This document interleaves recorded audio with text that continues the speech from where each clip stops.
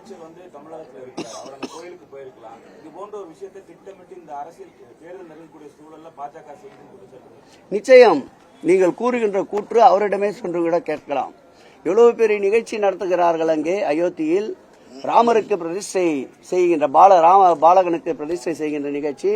ஒன்றியத்திலே இருக்கின்ற மிக முக்கியமான பொறுப்பில் இருக்கின்ற நிதியமைச்சர் அங்கு செல்லாமல் இங்கு இருக்கிறார் என்றால் அவர் ஆன்மீகமாக நடந்து கொள்ளவில்லை.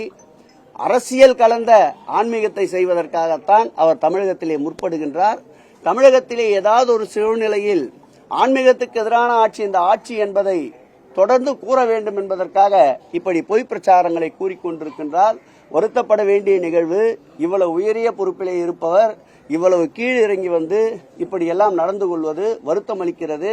நீங்கள் எத்தனை குட்டிக்கரணங்கள் அடித்தாலும் என்னென்ன மாய்மாலங்களை செய்தாலும் இந்த ஆட்சி ஆன்மீகத்துக்கு எதிரான ஆட்சி என்று எவ்வளவு பொய் பரப்புரைகளை செய்தாலும் மக்கள் தெளிவாக இருக்கின்றார்கள்.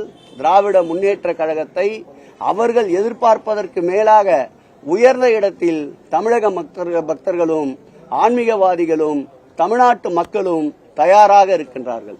சார், இப்போ தொடர்ச்சியா ஒரு 4-5 மாதமாகவே சமூக வலைதளங்கள்ல சில நாளிதழ்ல இந்து சமய அறநிலையத்துறை மீதும் கோயில்கள் பாதுகாப்பு இல்லை அப்படிங்கிற மாதிரியான செய்திகள் வந்துட்டு இருக்கு. அதற்கான தொடர் நடவடிக்கை சட்டப்பூர்வமா எடுப்போம்னு சொல்றீங்க. என்ன மாதிரியான நடவடிக்கை? அப்படி எங்கும் எந்த நடவடிக்கையும் நிகழ்வும் நடைபெறவில்லை. ஏதாவது நீங்கள் சுட்டிக்காட்டினால் அதற்கெடுத்த நடவடிக்கையை எங்களிடம் இப்பொழுது விவரம் இருந்தால் தருகிறோம். இல்லை என்றால் சேகரித்து இன்று மாலைக்குள் இந்து சமய அறநிலையத்துறையின் செய்தியாக அதை வெளியிட கடமைப்பட்டிருக்கிறோம். அவதூறை பற்றி இந்த ஆட்சியும் நம்முடைய இந்து சமய அறநிலையத்துறையும் கவலைப்படுவதில்லை. நேற்றைக்கு கூட அவதூறான செய்தியை வெளியிட்டவர்கள் மீது சட்டப்படி நடவடிக்கை எடுப்போம் என்று இந்து சமய அறநிலையத்துறையின் சார்பில் செய்தியை வெளியிட்டிருக்கின்றோம். அதே நேரத்தில் இந்து சமய அறநிலையத்துறையுடைய அந்த அவதூறுக்கு துறையினுடைய நிலைப்பாடு என்ன என்பதையும் நேற்றைக்கு தெள்ளத் தெளிவாக எடுத்துரைத்திருக்கின்றோம். எங்கள் துறையினுடைய செயலாளர் அன்பிற்கினிய மணிவாசகம் அவர்கள் இறையன்பு கொண்டவர். எங்களுடைய துறையினுடைய தனி அலுவலர் OSD குமரகுருபரன் அவர்களும் இறை மீது நம்பிக்கை உள்ளவர்.